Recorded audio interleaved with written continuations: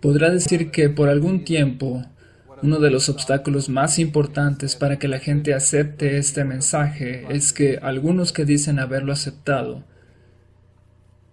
dedican mucho tiempo y le dan mucha importancia a las teorías de conspiración que hay en el mundo. Eso se convierte en un problema cuando llegas al 9/11 porque comienza una polémica en cuanto a quién derribó las torres, si fueron los globalistas, los jesuitas o George Bush y no el Islam radical. Este asunto de las teorías de conspiración, cómo nos impacta. Yo lo comparo con el sueño de Miller cuando él se veía en un cuarto donde había un oso que estaba encadenado. Un oso encadenado. Y también había un perro que le ladraba constantemente. Y según yo lo entiendo, allí estaba Miller en aquel cuarto tratando de compartir su mensaje en su tiempo. Y el oso, que representaba el papado, y el perro que lo estaba distrayendo, en aquel tiempo el perro significaba la controversia que habría sobre la esclavitud más adelante. Eso se convirtió en una crisis en aquel tiempo, llegó a dividir familias, aquellos que estaban a favor o en contra de la esclavitud. Así es que yo comparo esa historia, aunque podría estar equivocado en este punto, no lo quiero plantear como definitivo, pero lo que se ha mantenido dividiéndonos cuando tratamos con el 9/11 son aquellos que se han concentrado demasiado en esas teorías de conspiración. Y no es que yo no esté bien enterado de esas teorías, las conozco como muchos. Tengo amigos que me han confrontado con esas teorías por mucho tiempo. Pero una vez que la Revolución Francesa toma su lugar, uno se da cuenta que es imposible remover la influencia de la masonería en el desarrollo de la Revolución Francesa. Y así hay más lugar para esta influencia de las sociedades secretas, aquí y allá.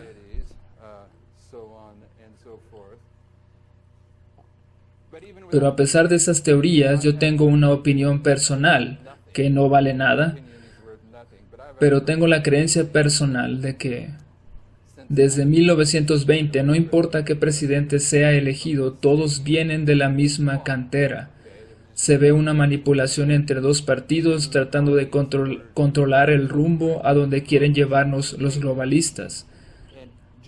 Solo para tratar de darles una idea, aunque tengo que decir que no soy un estudiante de la historia de la guerra, pero con todo lo que está sucediendo entre Trump y Hillary ahora, vemos a los medios de comunicación apoyándola a ella. Creo que los americanos están en medio de una tremenda controversia. Probablemente la mayoría ya tomó su decisión de por cuál va a votar. Solamente hay un pequeño grupo que está indeciso, pero mis hermanos, lo que sí sé,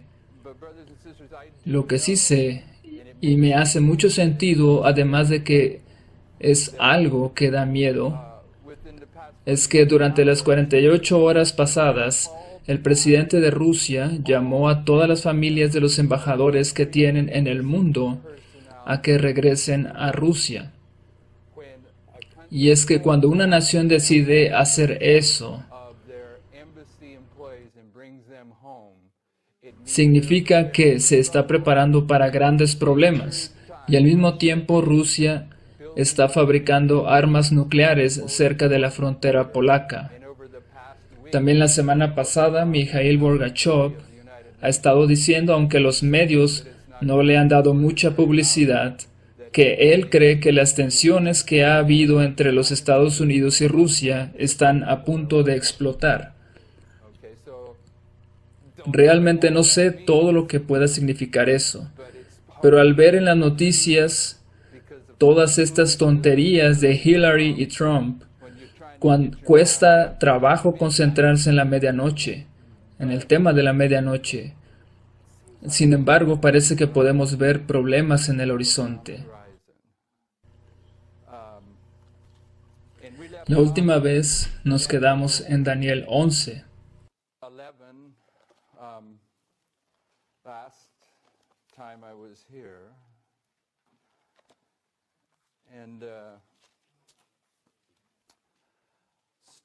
Vamos a regresar allí y vamos a tratar de tocar algunos puntos. En Daniel 11, versículo 1,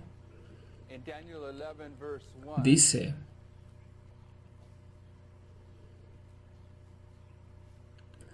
y yo mismo, en el año primero de Darío el Medo, estuve para animarlo y fortalecerlo. Identificamos que ese es un marcador que nos señala a 1989, que es el tiempo de fin para nuestra historia. El versículo 12 dice: y yo te mostraré la verdad. He aquí que aún habrá 3 reyes en Persia, y el cuarto se hará de grandes riquezas más que todos ellos. Y al hacerse fuerte con sus riquezas, levantará a todos contra el reino de Grecia. Creo que traté de compartir esto la última vez, pero no le dediqué suficiente tiempo. Estas verdades que ha estado abriendo el león de la tribu de Judá no las ha presentado en una manera en que se entiendan completamente de inmediato. Me refiero a poder entender exactamente dónde encaja y todas las implicaciones que tienen. Cuando llegan estas verdades y uno comienza a concentrarse en entender qué es lo que significan, estoy seguro de que si pudiéramos revisar hacia atrás las clases de la escuela de los profetas que hemos subido a internet, podríamos ver cómo nos fuimos concentrando en diferentes aspectos, uno y otro, y al final llegamos a alguna conclusión en algún punto. Sin embargo, también hay otros en los que los pasamos por alto por algún tiempo hasta que entendemos que debemos regresar allí para encontrar verdades maravillosas y muy serias. Lo mismo ha sucedido con este estudio que estamos haciendo. No recuerdo cuándo fue que alguien se me acercó y me dijo: ¿alguna vez has pensado que estos 4 últimos reyes de Persia podrían ser Clinton, Bush, Obama y Trump? Yo le dije: espera, ¿dónde estás sacando eso? Solamente lo escuché, pero después me puse a analizar y las piezas se comenzaron a reunir. Y como dije la última vez, lo que realmente me empujó personalmente en esa dirección fue que dice: será más rico que los otros. Y en ese momento era el inicio de las elecciones, y allí estaba Trump, que de alguna manera ese pensamiento estuvo en mi mente. Y quizá no suene muy bien, pero mi mente se fue envolviendo en ese asunto mientras se iba desarrollando. Y este material que he compartido hace un par de meses en California y en Washington State, todavía he encontrado algunas cosas nuevas y otras son inciertas. Y me refiero a que cuando iniciamos a avanzar en esa dirección, veíamos que toda la evidencia apuntaba a Trump. Y creo que todavía sigue diciendo Trump, Trump, Trump. Pero yo más bien creo que solo está hablando del presidente número 45, ya sea Hillary o Trump. Y creo que esa es la manera más confiable de abordar ese asunto, mientras no tengamos un perfecto así, dice Jehová. Y como he dicho anteriormente, algo de lo que sí estoy seguro es que nuestro tiempo de prueba se cierra junto con el de los Estados Unidos como nación, simultáneamente. Puedo recordar algo que yo solía enseñar, aunque no recuerdo bien por qué lo decía. Cuando fueron las elecciones y los candidatos eran Bush y Al Gore, y ellos estaban empatados, en aquel tiempo yo creía, y lo sigo creyendo hoy, que eso fue por el propósito de Dios. En aquella ocasión, poco después de la votación, mientras se hacían los recuentos, tuvieron que ir hasta la Suprema Corte para ver qué se iba a decidir.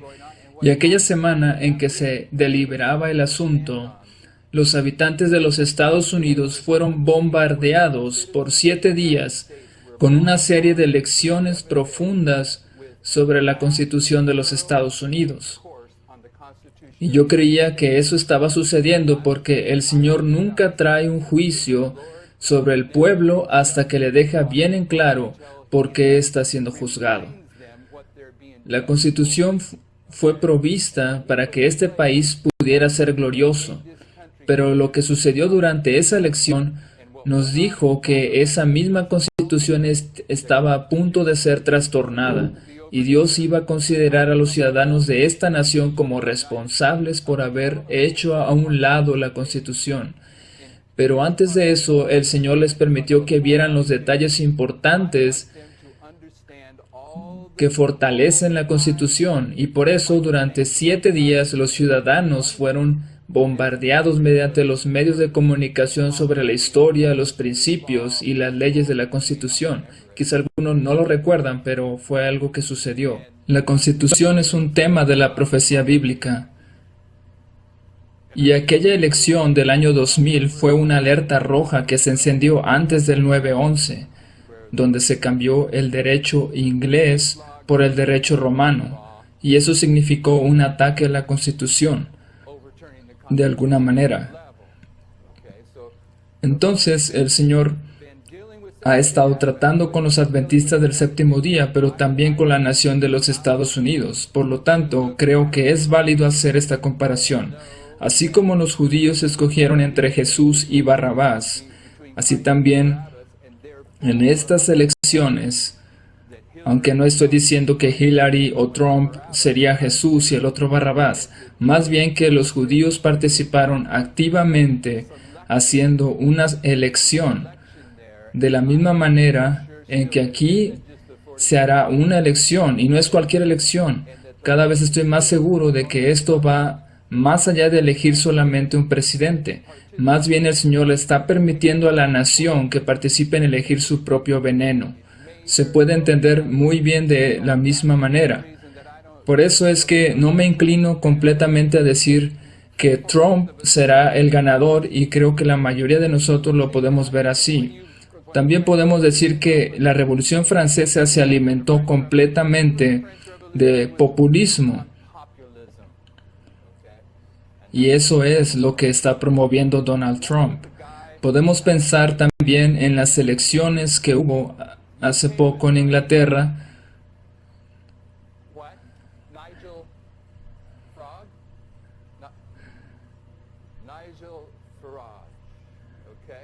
Uno de los candidatos se decía que iba a perder y que sería por mucho. Pero al final él ganó. Quizá algo suceda de esa misma manera aquí, pero no lo sé. Solo estoy diciendo que no solo significa que estamos siendo juzgados ya como nación, y que, como en la antigüedad, se podrá decir que su sangre caiga sobre los ciudadanos, pero no sobre nosotros, porque somos ciudadanos del reino celestial. Amén. Este asunto de las elecciones no debería afectarnos a nosotros, pero sí lo hará. Sí lo hará. Ahora bien, ¿por qué decidí presentar estas cosas? Porque deseo que ustedes puedan ver por sí mismos exactamente de lo que Elena de White dice, que estamos al borde de una crisis grandísima y parece que no tenemos la habilidad para reconocer cuán terrible será. En el versículo 2 dice: He aquí que aún habrá 3 reyes en Persia. Después de la última presentación se me acercó un hermano, y aunque no recuerdo bien cómo hizo su pregunta, lo que dijo fue más o menos esto: si este cuarto rey será más rico que los otros y representa al presidente número 45 o a un país, entonces ¿por qué los anteriores 3 reyes no representan otros países? Mi respuesta fue que un rey también puede representar un reino, y en este caso estos 4 reyes representan un mismo reino, son reyes, son presidentes. Pero hay otras cosas también que se pueden añadir aquí. Cuando recién comenzamos a notar esto, cuando nos metimos a analizarlo, y recuerden que en sus notas hay una cita larga que dice algo así: se levantarán herejías entre los hijos de Dios para despertarlos, o si no lo hacen por otros medios. Pero el hecho es que iniciamos con todo este asunto de Daniel 11 sobre una premisa equivocada que decía: este debe ser Donald Trump porque es más rico que todos los demás. Pero si lo ponemos a un lado eso, aún así yo puedo ver cómo Dios nos dirigía. Y al fin llegamos a la conclusión de que ese rey más rico se refiere a Estados Unidos como nación. Así lo dije la última vez, en comparación con las demás naciones del mundo. Es decir, aunque haya un colapso económico mundial, sabemos que la nación más poderosa que quedaría, que podría permanecer, serían los Estados Unidos, porque la profecía bíblica nos dice que será el poder que va a forzar al mundo a hincarse ante Roma. Por lo tanto, debe ser el más rico en ese sentido. Pero también hay otra manera de entender esto, que también concuerda mejor con el entendimiento de los pioneros en cuanto a la transición de Medo-Persia a Grecia. Y con esto no estoy tratando de desechar completamente lo que ya tenemos, o decir si es correcto o no. Pero sí puedo decir que este es uno de los puntos en que todavía estamos esperando que el león de la tribu de Judá lo revele más claramente, y me refiero a esto. Una de las condiciones que se dieron antes de la Segunda Guerra Mundial fue que, si recuerdo bien, Alemania estaba en una crisis económica tan grande que si alguien quería comprar una barra de pan, le costaba un ojo de la cara. Pero una vez que Hitler llegó al poder y comenzó a construir esa maquinaria de guerra, de manera que Alemania fue el primer país en Europa que se sacudió el retraso económico que había sufrido después de la Primera Guerra Mundial. Repentinamente se convirtió en una máquina económica durante un corto periodo de tiempo justo antes de la Segunda Guerra Mundial. De manera que posiblemente ustedes pueden entender aquí que cualquiera que sea el próximo presidente de los Estados Unidos producirá un levantamiento económico corto de la nación. Un levantamiento corto económico, de la manera en que sucedió con Alemania antes de la Segunda Guerra Mundial. Y eso también coincidirá mejor con el sentido original que tienen estos versículos en hebreo. Solo estoy mencionando esto sin tratar de ser dogmático sobre lo que puede significar esta parte de ser más rico que los otros. Como he dicho, creo que se refiere a Estados Unidos como nación en comparación con los demás países del mundo. Aunque también puede interpretarse como que el próximo presidente, el número 45, logrará, quien quiera que sea, logrará un éxito económico durante un periodo de tiempo corto, un éxito mayor al que lograron Obama, un éxito que parezca mayor al que lograron Obama, Bush o Clinton, cada uno de sus periodos. Esto atrajo mi atención y por eso quise colocarlo en la grabación, porque hay algunos puntos en los que quiero estar más seguro. Pero si hay alguien más que llegue a alguna conclusión y se siente seguro, solo compártamela, dígame cuáles son sus dos testigos, su razonamiento, y yo espero tener suficiente sabiduría y humildad para aceptarlo. Versículo 3, se levantará luego un rey poderoso, el cual señoreará con gran dominio, y esta palabra dominio es diferente de la del versículo 4, y hará según su voluntad, versión Valera Gómez. Esto toma tiempo y yo no lo incluí en esta presentación porque en este mensaje la mayoría de ustedes han llegado a entender que durante la transición de los Estados Unidos a las Naciones Unidas, a pesar de que los Estados Unidos llegan a su fin con la ley dominical, continúan siendo el rey más poderoso de los 10 reyes o cuernos de las Naciones Unidas. Así es que tenemos un cambio de reinos allí, y los Estados Unidos llegan a su fin como el sexto reino de la profecía, pero continúa teniendo suficiente poder incluso cuando llega el séptimo reino de la profecía y sigue estando activo.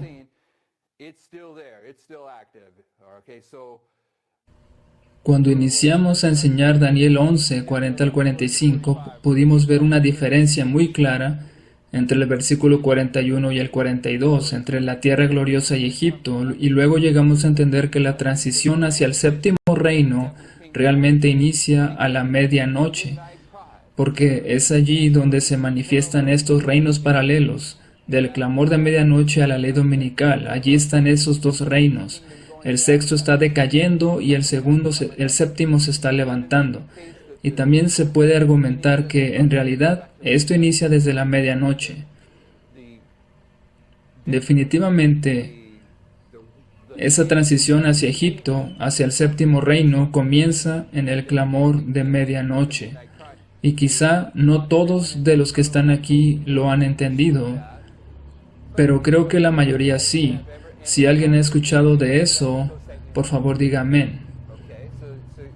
Con esto en mente, con la conexión entre los Estados Unidos y las Naciones Unidas, entre estos 10 reyes de los cuales los Estados Unidos es el más importante, todo esto se ilustra a lo largo de las Escrituras. Quien quiera que sea el próximo presidente de los Estados Unidos, sabemos que está simbolizado por Acab.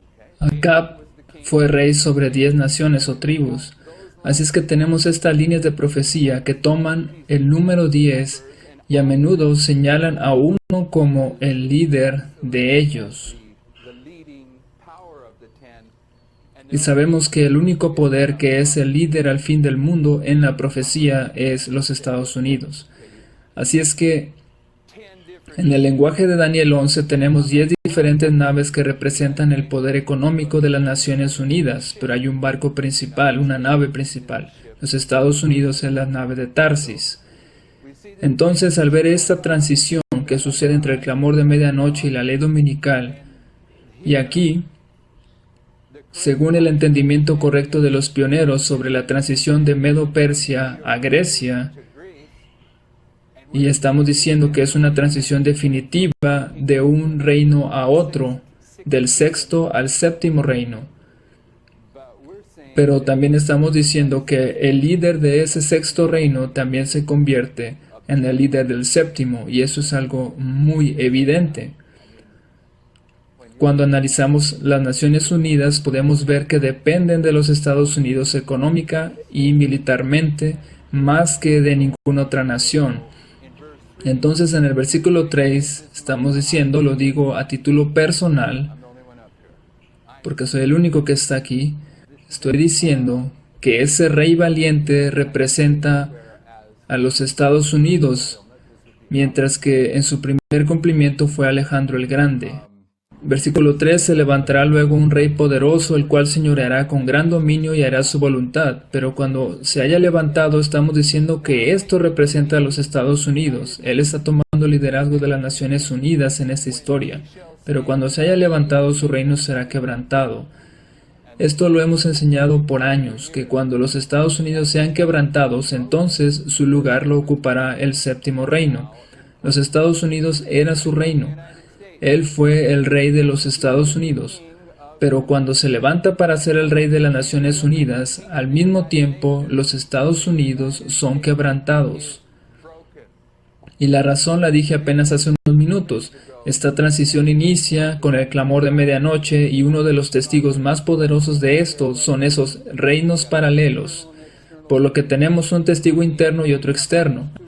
En el aspecto interno tenemos por lo menos 2 testigos con el inicio y fin del reino del Israel antiguo y también con el inicio y fin del reino de Judá antiguo. Allí encontramos 2 testigos de que hay un reino paralelo desde el clamor de medianoche hasta la ley dominical. Eso lo vimos en la última presentación. Pero también podemos encontrar eso mismo en la palabra dominio que vamos a leer en la siguiente frase, donde significa reino paralelo en el sentido original, y ese reino paralelo también está representado por los 2 palos que comenzaron a juntarse en el clamor de medianoche, y para el momento en que llegamos a la ley dominical están completamente unidos. Entonces este rey valiente que se levanta lo hace oficial y completamente durante la ley dominical. Sin embargo, está involucrado completamente en esta historia desde el clamor de medianoche. Pero cuando se haya levantado su reino, los Estados Unidos será quebrantado. Es lo que hemos estado diciendo, se levanta durante la ley dominical y esto es algo que hemos tenido claro desde hace tiempo, que la apostasía nacional va seguida por la ruina nacional y repartido por los cuatro vientos del cielo. Creo que este es un punto clave. Cuando Estados Unidos es quebrantado, queda dividido en cuatro partes. Y no a sus descendientes, ciudadanos de Estados Unidos, ya no tendrán más el control soberano sobre este país que queda dividido en cuatro partes, más bien serán entregado a las Naciones Unidas o al papado, como quieran verlo. Ni según el señorío con que él señoreó. Esta palabra señoría significa reino paralelo o dominio.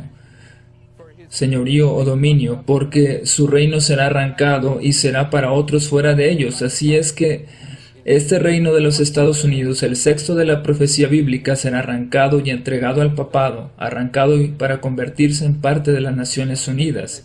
Y la razón por la que dije será dado al papado es porque la hermana White nos dice que los Estados Unidos estarán en servidumbre al papado.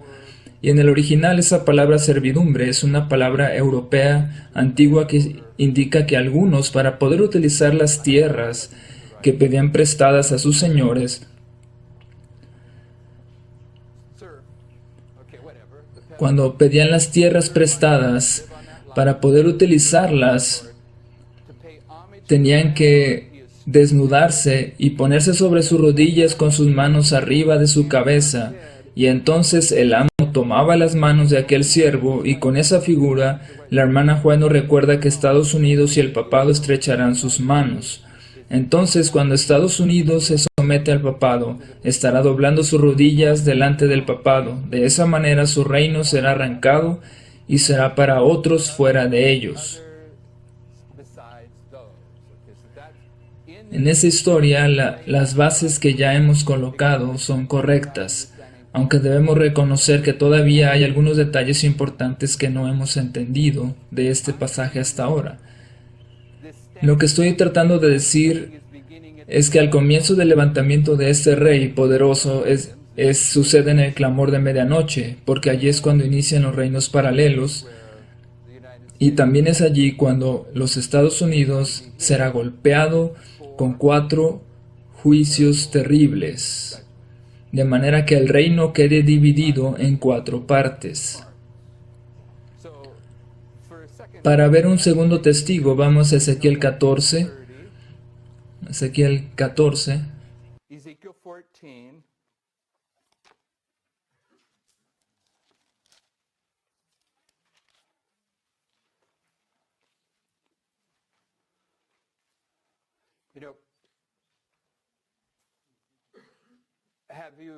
¿Han sido bendecidos con la luz que se ha estado derramando durante esta semana?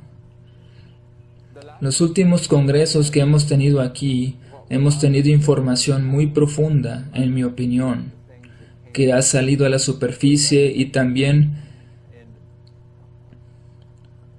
es mi esperanza que suceda lo mismo en esta ocasión. Pero hay algo que quiero que quede en la grabación. Y lo voy a decir de esta manera. Si consideramos los últimos 2 congresos, si consideramos, creo que se nos va a pedir cuentas por la luz que hemos recibido en ellos. Lo que escuchamos, lo que vimos, y a pesar de que uno lo acepte o no lo acepte, lo que se dice aquí, seremos responsables por la luz que se ha estado revelando. Y todavía creo que hay más luz que se va a ir desarrollando durante este congreso. Pero también creo que hay algo más que está sucediendo. Y creo que tendré que repetir la historia. Voy a repetir esa historia que he contado ya muchas veces.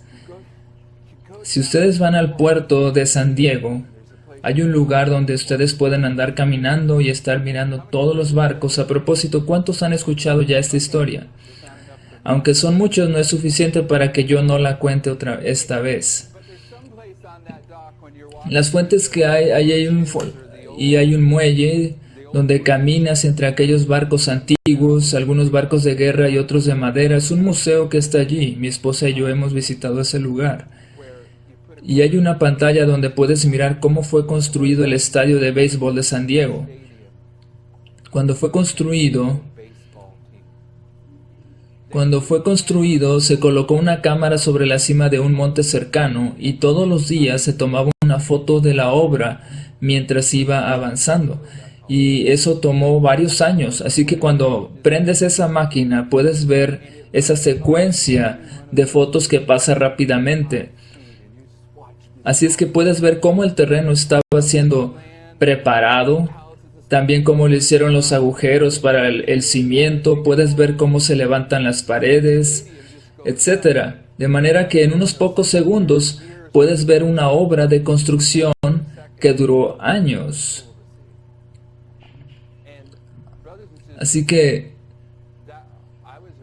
es algo muy interesante. Mis hermanos, yo crecí en un hogar de gente que se dedicaba a la construcción. Cuando yo salía de vacaciones, mi mamá me enviaba a trabajar con mi papá.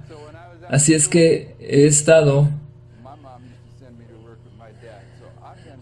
relacionado con la construcción desde que tenía unos 9 o 10 años. Y me dediqué a eso durante muchos años hasta que dejé ese trabajo secular. Pero estoy familiarizado con el tiempo que toma construir edificios. También debo decir que en diciembre pasado, cuando algunos de ustedes estuvieron aquí, todavía no teníamos la cocina. Después vinieron contratistas de una constructora para que nos ayudara a mover algunas partes aquí. Sin embargo, la mayoría del trabajo lo hicieron unos pocos. Y creo que habría sido interesante haber tomado algunas fotos de cómo se hizo el trabajo, porque creo que lo que se logró con tan pocos realmente fue un milagro. Y digo esto porque estuvo lloviendo buena parte del tiempo. Estaba lloviendo cuando vinieron a trabajar estas partes de aquí, y llovió muchos días, y fue tanto que llegamos a dudar que se pudiera terminar el trabajo para que estuviera listo en este congreso. Así es que, lo noten o no, desde mi perspectiva podemos ver cómo el propósito de Dios era de que se construyera algo aquí, aunque nosotros no sabemos ni cómo se logró. Mis hermanos, dense cuenta qué es lo que se dice de Hillary y Donald Trump. Esto es Apocalipsis 13, inicia como un cordero y termina hablando como dragón. Los Estados Unidos están completamente al revés. No tenemos opción en Estados Unidos para escoger a un gobernante de principios, honorable y de cierta moral. Estamos en el fin y todo está de cabeza. Pero justo en ese momento, el león de la tribu de Judá nos está llevando de vuelta a donde inició este mensaje, Daniel 11, y nos dice, esto se refiere al último presidente de los Estados Unidos. Realmente esto es algo muy profundo, que justo al final el Señor nos lleva de vuelta al inicio de este mensaje. Entonces, lo que estoy diciendo es que en esa transición de los Estados Unidos a las Naciones Unidas y que inicia en el clamor de medianoche, esta nación será golpeada por 4 juicios terribles, aunque tampoco se está tratando de negar que pueda recibir algunos juicios antes de que llegue el clamor de medianoche, solo que ahora estoy concentrándome en ese periodo, y ahora trataré de demostrarles un segundo testigo de esa verdad. En Ezequiel capítulo 14, versículo 12. Vino a mí palabra de Jehová diciendo, Hijo de hombre, cuando la tierra pecare contra mí, mis hermanos, no ha habido en la historia del mundo una nación que haya pecado más terriblemente contra Jehová que los Estados Unidos de América. Punto. Este país ha recibido la mayor luz de todos los tiempos, ha tenido el privilegio de ser el defensor de la libertad religiosa. Se le dio la Constitución para que la protegiera, pero está a punto de tirarla a la basura. La idolatría está al máximo.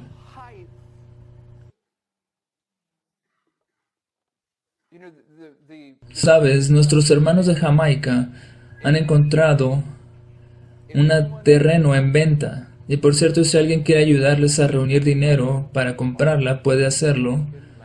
Puede marcar allí en sus ofrendas, que es para Jamaica. Las tierras están allá un poco caras. Son caras. Y algo que puedo recordar, cuando yo hacía obra en Filipinas, estuvimos por allá y varias veces, unas 9. Y se estaba construyendo una pequeña iglesia en la selva que solo costaba $300. También construimos una iglesia mediana en la ciudad, más o menos por unos $2,000 o $3,000.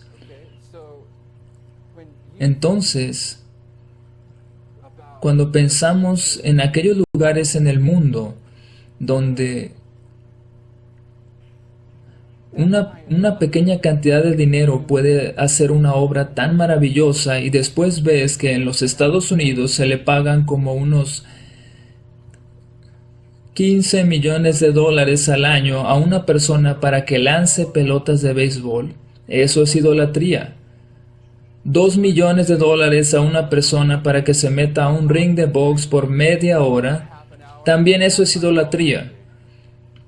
Este país está saturado de todo tipo de idolatría que ustedes pueden imaginar. Más y más, esta nación ha pecado terriblemente contra Jehová. Hijo de hombre, cuando la tierra pecare contra mí, rebelándose pérfidamente, y extendiere yo mi mano sobre ella. Esta última frase es clave, y extendiere yo mi mano sobre ella, porque después vamos a revisar las 10 plagas de Egipto y vamos a tratar de alinearlas con estos 4 juicios terribles. Y le quebrantaré el sustento del pan, y enviaré en ella hambre, y cortaré de ella hombres y bestias. En la línea que usamos regularmente, ¿dónde es que se marca más claramente el hambre? En el clamor de medianoche. Ahora bien, aquí lo menciona en cierto orden, y cuando lo menciona nuevamente el hambre no aparece en primer lugar, estoy consciente de eso. Pero mis hermanos, el hambre se está acercando, se está acercando. Si estuviesen en medio de ella estos 3 varones, Noé, Daniel y Job, ellos por su justicia librarían únicamente sus propias vidas, dice Jehová el Señor. Y si hiciere pasar bestias feroces por la tierra y la asolaren y quedare desolada, de modo que no haya quien pase a causa de las fieras, y estos 3 varones estuviesen en medio de ella, vivo yo, dice Jehová el Señor, ni a sus hijos ni a sus hijas librarían. Ellos solos serían librados y la tierra quedaría desolada. O si yo trajere espada sobre la tierra y dijere, espada, pasa por la tierra, e hiciere cortar de ella hombres y bestias, y estos 3 varones estuviesen en medio de ella, vivo yo, dice Jehová el Señor, no librarían a sus hijos ni a sus hijas, ellos solo serían librados. O si enviare pestilencia sobre esta tierra y derramare mi ira sobre ella en sangre, para cortar de ella hombres y bestias, y estuviesen en medio de ella Noé, Daniel y Job, vivo yo, dice Jehová el Señor, no librarían a hijo ni a hija, ellos por su justicia librarían solamente sus propias vidas. Por lo cual así ha dicho Jehová el Señor, cuánto más cuando yo enviare contra Jerusalén mis 4 juicios terribles. Recuerden, cuando se levanta su reino será dividido a los 4 vientos. Y con esto estoy diciendo que todos los profetas concuerdan entre ellos, que los juicios comienzan severamente en el clamor de medianoche. Y con esto no estoy negando que la apostasía nacional provoca la ruina nacional en la ley dominical. Pero creo que todavía no hemos entendido que antes de la ley dominical viene una crisis. Una crisis, grandes problemas. Siguiendo con el versículo 21, voy a hacer una pregunta.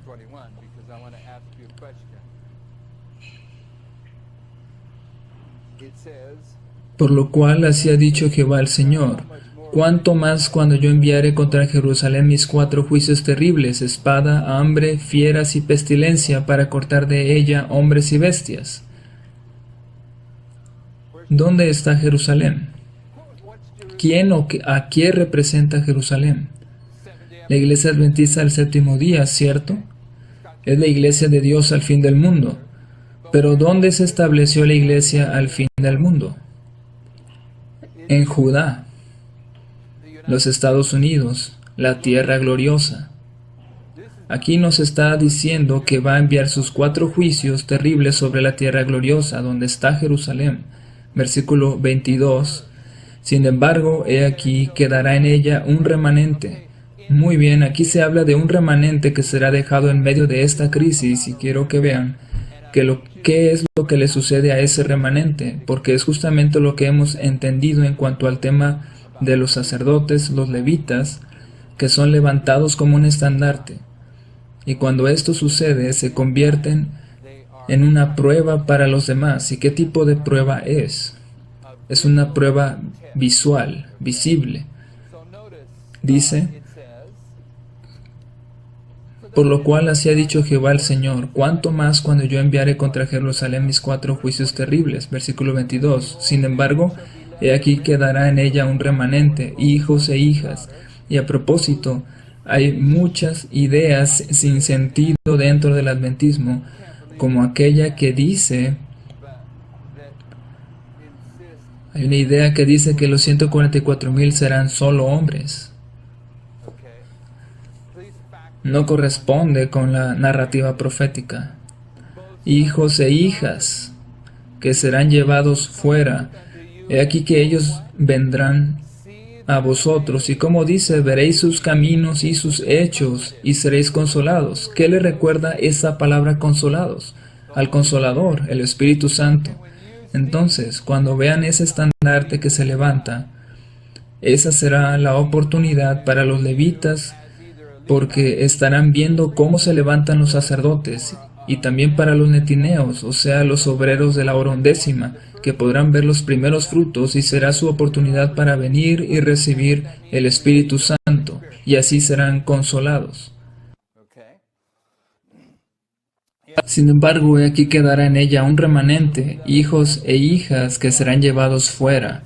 He aquí que ellos vendrán a vosotros, y veréis su camino y sus hechos, y seréis consolados del mal que hice venir sobre Jerusalén, y todas las cosas que traje sobre ella. Este pasaje encaja perfectamente en lo que dice la hermana White, en la cita que habla de que parece que la iglesia va a caer, pero no caerá. Se refiere al momento en que los pecadores de Sion serán expulsados. Aquí tenemos la transición, no solamente entre el 5º reino de la profecía al 6º, sino de la iglesia militante a la iglesia triunfante. Y cuando llega a la iglesia triunfante, entonces la iglesia adventista del 7º día es dejada atrás completamente, pero es algo progresivo. Versículo 23. Y os consolarán cuando viereis su camino y sus hechos. Aquí tenemos una repetición, porque la expresión su camino y sus hechos aparece en el 22 y el 23. Y conoceréis sus caminos y sus hechos. Y conoceréis que no sin causa hice todo lo que he hecho en ella, dice Jehová el Señor. Entonces lo que estoy diciendo es que estos 4 juicios terribles corresponden con el pasaje de Daniel 11,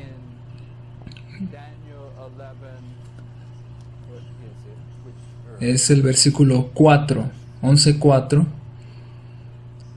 donde dice que será repartido a los 4 vientos del cielo.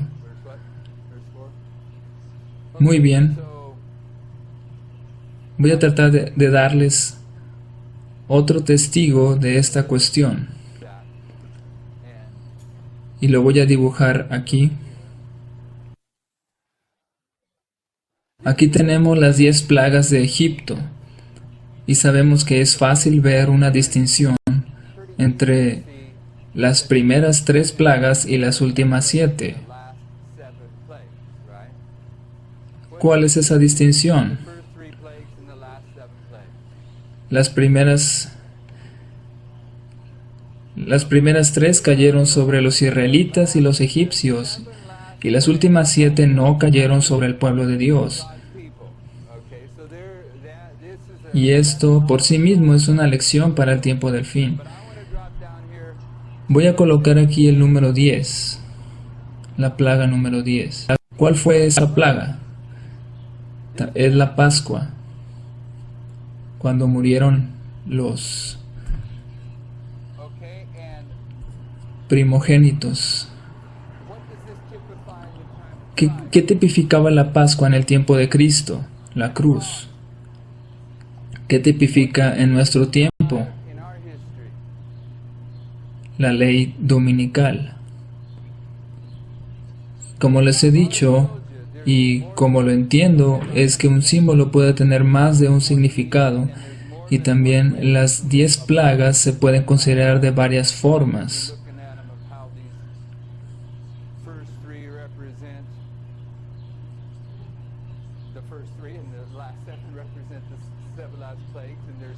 Hay varias formas de entender las 10 plagas.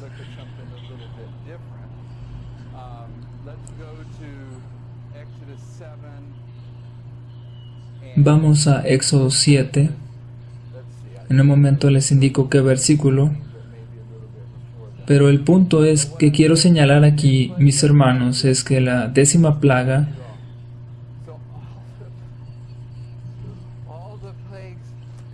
y las anteriores 9, la 10ª plaga y las anteriores 9 se pueden encontrar como hitos antes de la ley dominical, ¿cierto? Entonces, en Éxodo 7, versículos 14 al 25,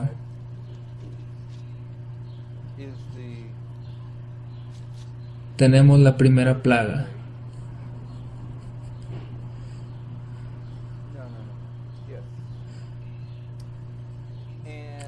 Dice: entonces dijo Jehová a Moisés: el corazón de Faraón está endurecido y no quiere dejar ir al pueblo. Ve por la mañana Faraón, y he aquí que él sale al río.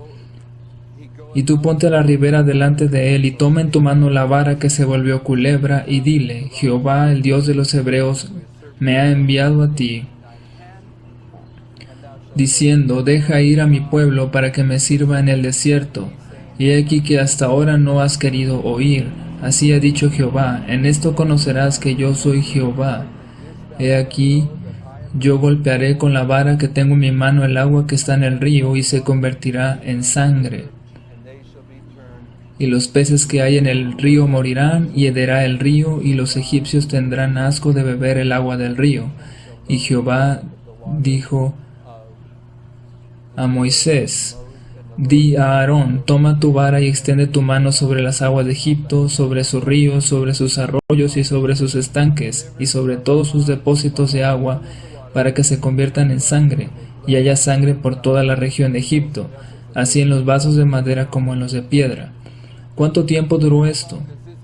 Esta plaga. Fueron 7 días. Aquí está asociada con el número 7. También tenemos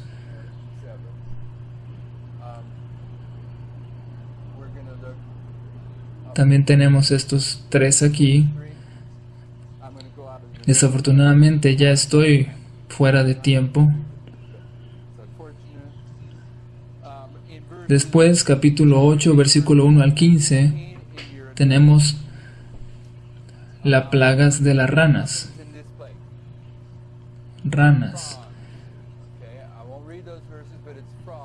Hace años traté de investigar qué es lo que la hermana White dice acerca de las ranas. Y aquí tiene una cita del libro de la educación. Además, gran parte de los periódicos y libros que como las ranas de Egipto se esparcen por la tierra. Aquí está hablando de libros seculares que se esparcen sobre la tierra. Y estoy diciendo que esta segunda prueba, según entendemos, recuerden que he dicho que este es el 9:11, no lo había escrito aquí. Aquí tenemos aquella prueba visual. En la segunda prueba, aquí tenemos la segunda prueba que es visual. La segunda prueba. Y en hay muchos que tienen problemas con este asunto, pero es una prueba sobre doctrina, sobre la verdad y el error. Como dijo el hermano David, es una prueba sobre el método de texto de prueba, una prueba sobre el método de interpretación. Y cuando esa prueba llega a este movimiento, se produce una división y repentinamente se desató una batalla tremenda y se comienza a dar publicidad a algunos conceptos equivocados a través de los medios que continúan publicando varios errores que iniciaron desde antes con esta historia, con nuestra historia.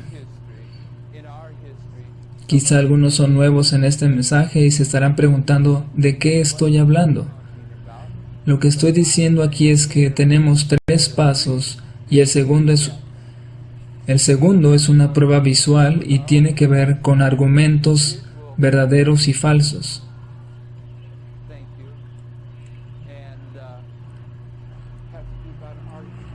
Argumentos verdaderos y falsos, y las ranas son un símbolo de eso, por eso es la segunda prueba. En el tercero tenemos el dedo de Dios. ¿Alguno de ustedes ha escuchado, ha tratado este tema durante esta semana?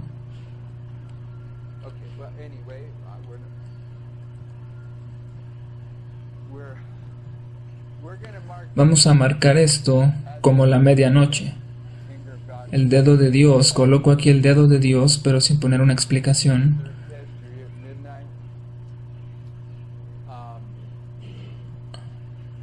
Hay algunos lugares en la Biblia donde se habla del dedo de Dios. Los 10 mandamientos, la escritura en la pared, cuando Jesús escribió sobre la arena. Con esos ejemplos uno puede argumentar lo que voy a tratar de decir, aunque solamente voy a tocar 2 por el tiempo. La cuarta, la quinta y las sextas plagas, porque sabemos que cuando llegamos a la medianoche habrá 3 pasos. Así como los 3 toques que recibió Daniel, y mi argumento es que estos son esos toques que marcan 3 hitos allí. ¿Qué es lo que hace falta? Aquí tenemos el clamor de medianoche, la séptima, octava, novena y décima son los 4 juicios terribles de Ezequiel 14 que dividen este reino poderoso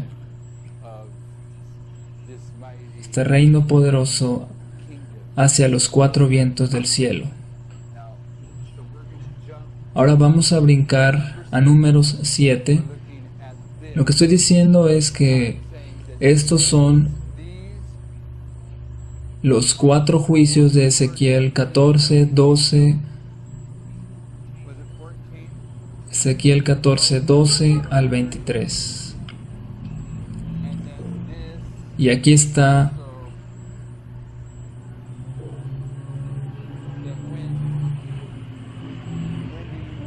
la clave, que es ese rey poderoso, las Naciones Unidas, que inicia a levantarse desde el clamor de medianoche hasta la ley dominical, donde ya está completamente en su lugar.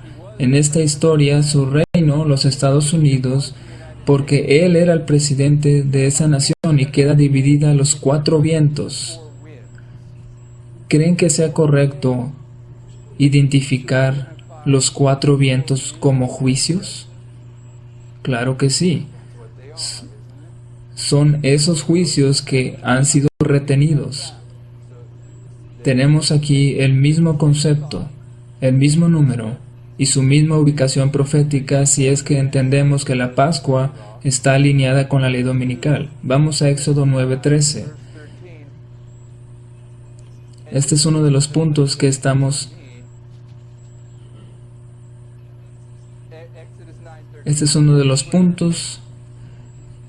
en que me estoy afirmando. Y vamos a terminar con este pensamiento. Versículo 13. Entonces Jehová dijo a Moisés: levántate de mañana y ponte delante de Faraón y dile: Jehová, el Dios de los hebreos, dice así: deja ir a mi pueblo para que me sirva.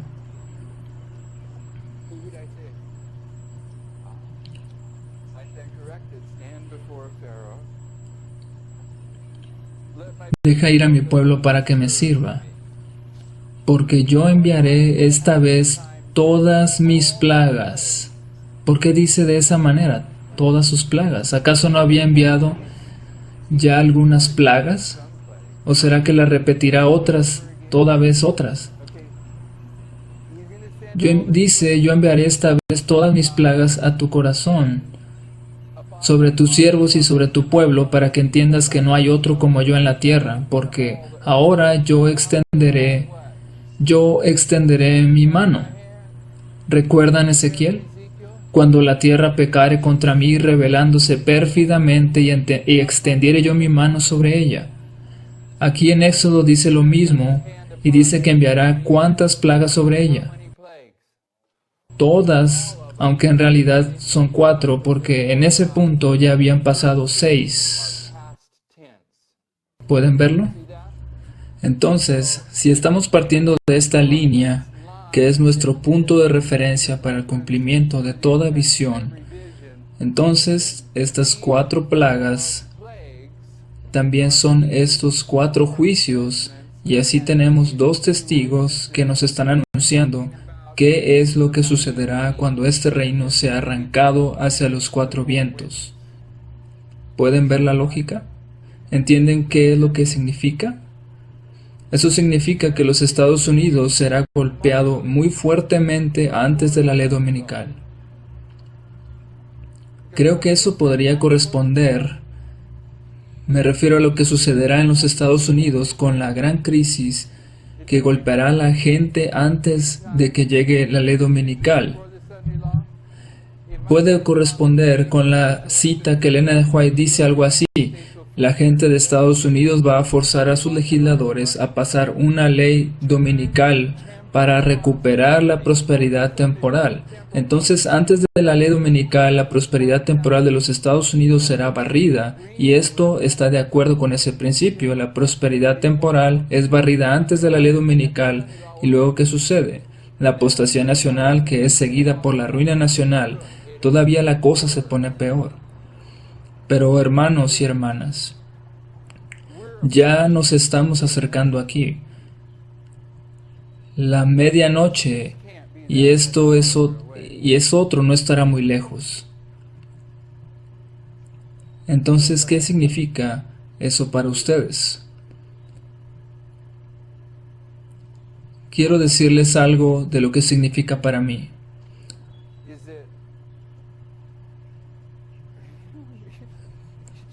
Podría decirles que no busquen hacerse ricos con ese tipo de obra, aunque algunas personas que sí lo están haciendo. Los hermanos de Jamaica me comentaron de una persona allá que tiene un ministerio de sostén propio por varios años y que se ha hecho de mucho dinero, que incluso se compró un jet hace poco. Así que realmente hay formas de hacer dinero a través de este tipo de obra. Aunque no sucede muy a menudo. Sin embargo, en cuanto a mí, si yo tuviera una fuerte cantidad de dinero ahora, y al ver lo que está sucediendo en el planeta Tierra, todo lo que sucede, creo que entiendo que los intereses que yo podría ganar en una cuenta de ahorros en el tiempo que queda para alcanzar a que llegue de esta crisis, mejor valdría la pena sacar ese dinero e invertirlo en la obra de Dios, porque les puedo decir que conozco varios lugares en el mundo que necesitan dinero para que la obra siga avanzando.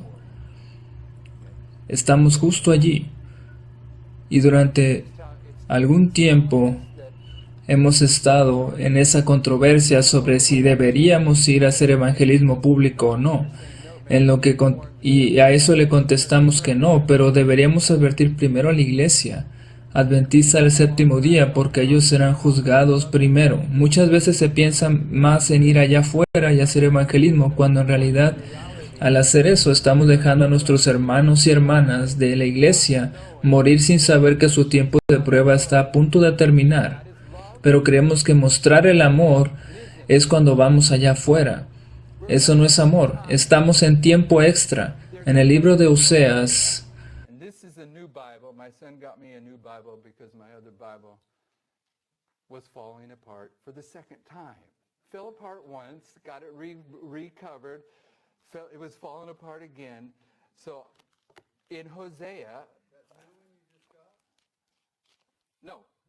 I still got the same new one, but I haven't transposed any notes yet. It's still shiny new. If you go to Hosea, so in my old Bible, you know, it's almost in your sleep. You can go to where you want to go. This one, it's all new. There is a verse which says something like this, and see that I did not turn to it, and I can always turn to it in my old Bible. I'll let you help me. It says, my people do not know me, for they would not frame their doings to know me. Something along that line. It's frame their doings. Everyone know that quote? Okay, then we have to find it if you don't know that quote. Somebody's got a computer and they're looking right now. Oseas 5:4 dice, Oseas 5:4.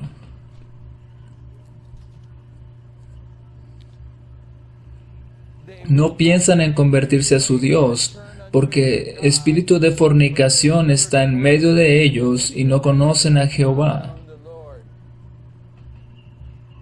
Lo que está diciendo es que nos vamos a perder porque no queremos poner nuestra vida en la prioridad que Dios quiere.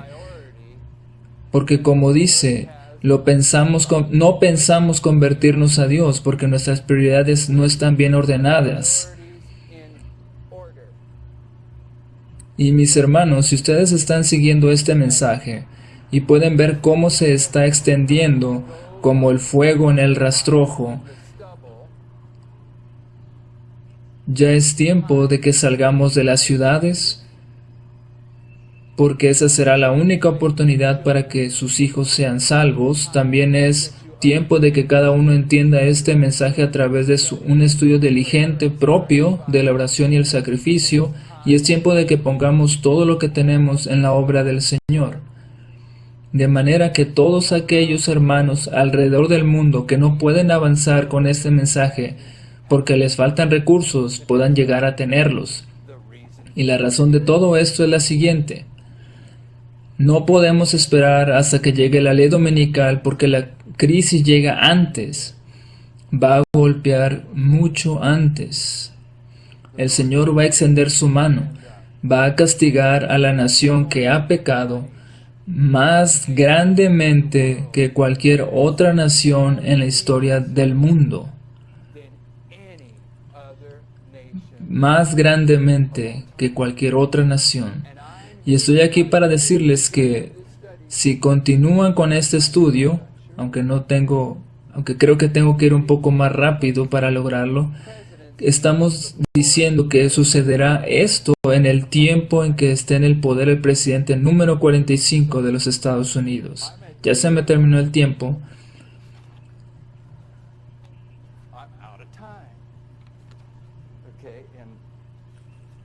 Pero todavía quiero señalar un punto aquí.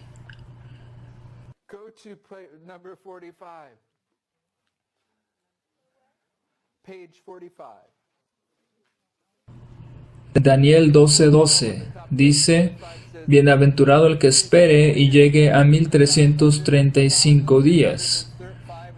La palabra llegue en la concordancia Strong es H5060, es la raíz primitiva y propiamente significa tocar. Bienaventurado el que espere y toque los 1335 días. Aquí se puede colocar el siguiente argumento. Los, los 1335 terminan en 1843, ¿cierto? Entonces, solo hay dos lugares donde el año 1843 es tocado. El primero es el 31 de diciembre de 1842, al terminar el año y comenzar con el 1 de enero. Ahí es tocado. Aquí estoy hablando del calendario normal, aunque todos sabemos que el año 1843 judío termina en el 19 de abril. Solo para ilustrar este ejemplo pensé hacerlo con el calendario normal, pero creo que sería mejor si utilizo el calendario caraíta. Aunque en ese caso tendría que cambiar esta fecha acá, diciembre 31, entonces abril el 19 de 1844 toca el final de 1843. Abril 18 se toca con el abril 19. ¿Y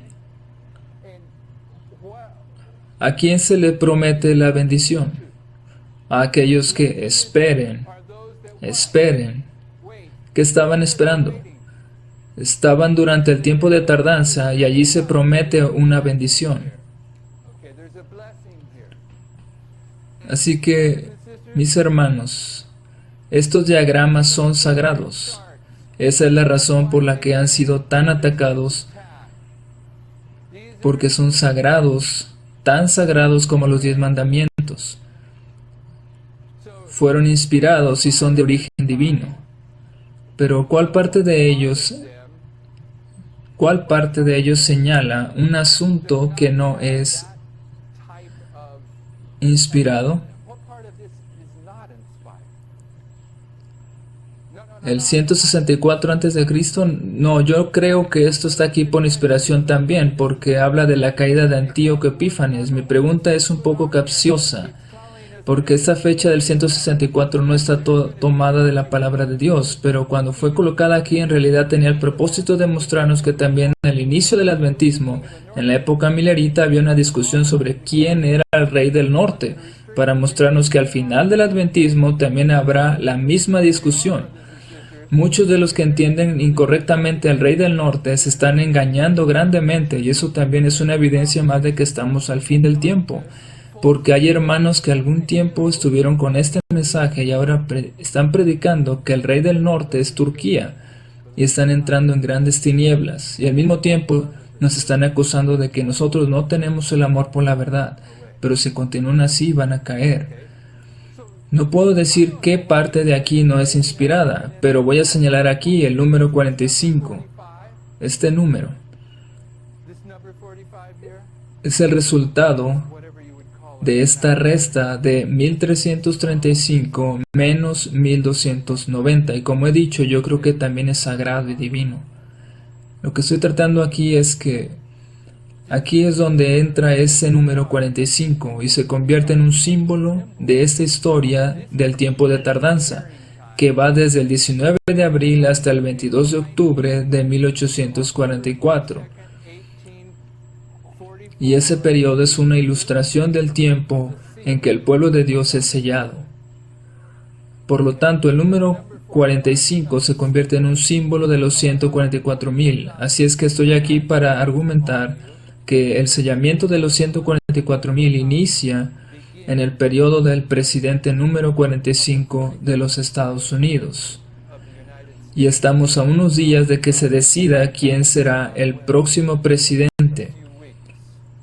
Así de cerca estamos del inicio del sellamiento de los 144,000.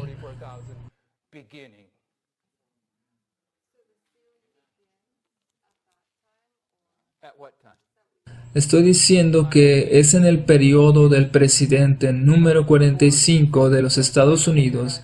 Es en ese periodo que aparecerá la iglesia triunfante. Y es algo progresivo, pero inicia en ese periodo. Alguien me estuvo comentando que realmente el sellamiento debe iniciar en la ley dominical. Se ha comentado aquí también. Pero mis hermanos, aquellos sacerdotes que estarán de pie durante el clamor de medianoche, ellos estarán tan afirmados mental y espiritualmente en la verdad que no habrá nada que los pueda mover, y habrán pasado por un zarandeo muy grande. Técnicamente, sí hay una indicación que señala la ley dominical para el sellamiento, pero los que lo reciban el sello de Dios ya habrán sido sellados para ese momento. El proceso del sellamiento debe iniciar durante alguna parte del periodo del presidente número 45. Tiempos solemnes. El Señor está tratando de terminar su obra y nos está llamando a que nos subamos a bordo y cumplamos con nuestro trabajo. En una reunión como esta, vamos a tener también un canto después de este tema, pero la hermana White nos dice que en reuniones como esta, reuniones solemnes, y recuerden que esto también es un templo, cuando nos levantamos para salir, quizás solo hubiera una persona aquí, una sola, que ha sido conmovida grandemente por el Espíritu Santo en su corazón, y por eso la hermana Juan nos dice que cuando terminan reuniones como esta, deberíamos salir del templo en silencio y reverentemente. Todavía más porque es sábado, y esto es un santuario. Y la razón de esto es que quizá el hermano que está a tu lado ha recibido una impresión muy profunda y está concentrado en lo que implica lo que ha escuchado aquí hoy y a través de la semana, y el Espíritu obra en él. Así que al terminar la reunión deberíamos permitir a esa persona que salga en silencio para que el Espíritu la convenza de estos asuntos tan serios. Así que les voy a pedir que después de que escuchemos esta música y despidamos el sábado, le permitamos al Espíritu hacer su obra en cada uno de nosotros mientras salimos de este lugar en silencio.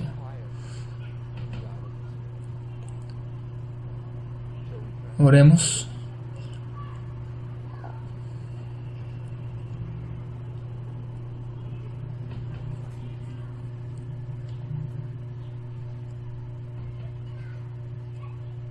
Padre Celestial, estamos maravillados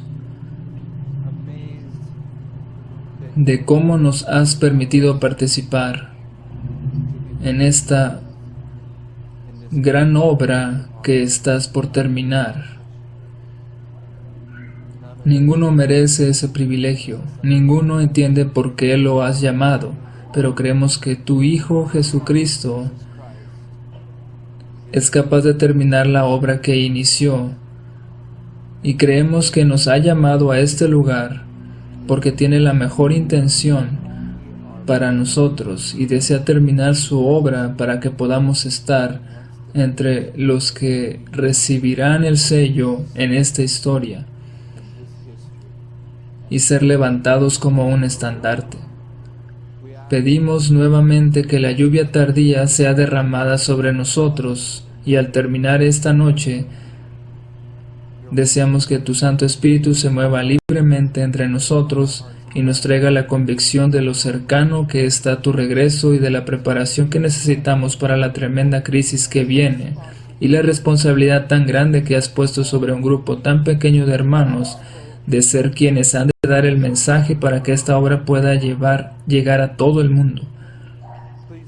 Por favor, danos esa convicción que nos lleve al pie de la cruz para que podamos entregar nuestros ídolos y no estar entre esa multitud que será juzgada por haber pecado terriblemente. Te rogamos que tu misericordia para aquellos que regresan a sus hogares, que nos des un buen descanso.